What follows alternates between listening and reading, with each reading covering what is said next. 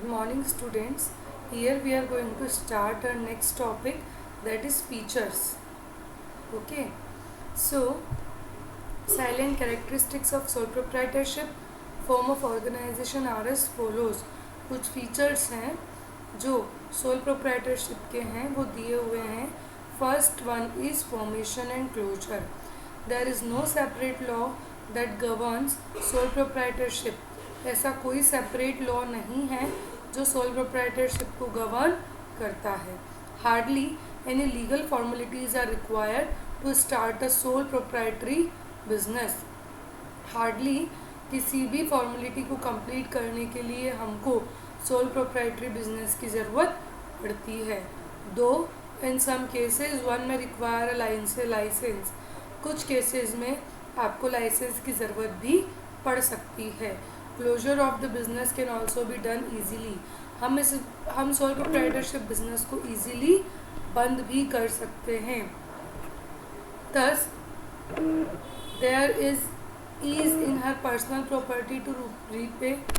Thus there is ease in formation as well as closure of business. इसीलिए यहाँ पे किसी भी बिजनेस को फॉर्म करने में और बंद करने में बहुत ईजीनेस रहती है.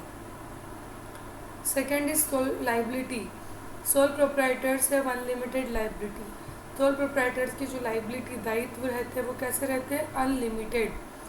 This implies that the owner is personally responsible for payment of debts in case the assets of business are not sufficient to meet all the debts. कभी अगर आपके ऊपर डेट्स ज़्यादा हो गई तो ओनर को ही अपनी पर्सनल प्रॉपर्टी में से भी डेट्स को चुकाना पड़ेगा. अगर आपकी बिज़नेस की एसेट्स कम पड़ गई तब भी ठीक है. वैसे तो अगर हमारे पास मनी नहीं है तो बिज़नेस की एसेट्स को सेल करके और पैसा चुका सकते हैं, लेकिन अगर पैसा ज़्यादा चुकाना और एसेट्स का अमाउंट भी कम है तो उसके बाद आपको पर्सनल प्रॉपर्टी में से पैसा देना पड़ेगा. Suppose the total outside liability of XYZ dry cleaner as sole proprietorship firm are ₹80,000.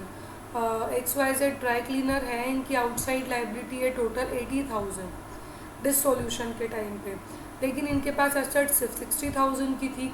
In such situation, ऐसी सिचुएशन में जो सोल प्रोप्राइटर है उसको 20,000 रुपये अपनी पर्सनल प्रॉपर्टी या पर्सनल सोर्सेज से देने पड़ेंगे. Okay. Next one is sole risk bearer and profit recipient. जो सोल प्रोप्राइटरशिप होता है वो अकेले ही पर्सन होता है, रिस्क को बियर करने वाला प्लस प्रॉफिट को रिसीव करने वाला. The risk of failure business is borne all alone by the sole proprietor. जो रिस्क है बिजनेस के फेल्योर का वो सोल प्रोप्राइटर के थ्रू ही अकेले बोन किया जाता है. However, if the business is successful, the proprietor enjoys all the benefits. Business अगर सक्सेसफुल है तो जो प्रोप्राइटर है वो सारे बेनिफिट्स को एंजॉय करेगा.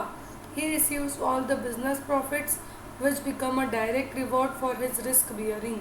वो सारे बिजनेस के प्रॉफिट रिसीव करेगा अगर वो रिस्क बियर कर रहा है तो, क्योंकि रिस्क बियर करने का रिवॉर्ड क्या होता है? Profit. Next one is control. The right to run the business and make all decision lies in absolutely with the sole proprietor. Business के जितने भी डिसीजंस होते हैं वो सब सोल प्रोप्राइटर के ऊपर ही डिपेंड करते हैं. He can carry out his plans without any interference from others. बिना किसी के मतभेद के, इंटरफेयर के वो अपने प्लान्स को